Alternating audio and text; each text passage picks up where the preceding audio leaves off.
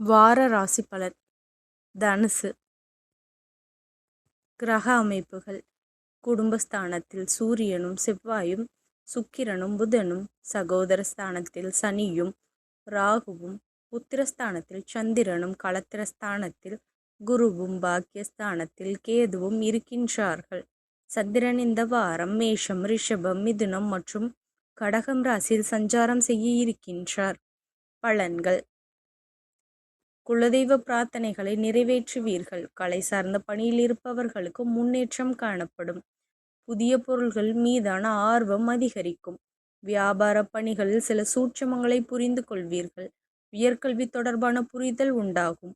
உத்தியோக பணிகளில் மேன்மையான வாய்ப்புகள் கிடைக்கும். பணிபுரியும் இடத்தில் உங்கள் மீதான மதிப்புகள் அதிகரிக்கும். நண்பர்களின் வருகை மூலம் மகிழ்ச்சியான தருணங்கள் அமையும். இரகசியமான செயல்பாடுகள் அதிகரிக்கும். சுபகாரிய பேச்சுவார்த்தைகள், மகிழ்ச்சியான செய்திகள் கிடைக்கும். வெளியூர் தொடர்பான வேலை வாய்ப்புகள் மேன்மை ஏற்படும். பொதுமக்கள் தொடர்பான பணிகளில் இருப்பவர்கள் சூழ்நிலை அறிந்து செயல்படவும். இந்த வாரம் கிரக மாற்றம் தை 15 முதல் 29. புதன் மகர ராசியிலிருந்து கும்பராசிக்கு பயிற்சி அடைகிறார். வழிபாடு. ராகவேந்திரரை வழிபாடு செய்து வர மனதளவில் தெளிவு பிறக்கும்.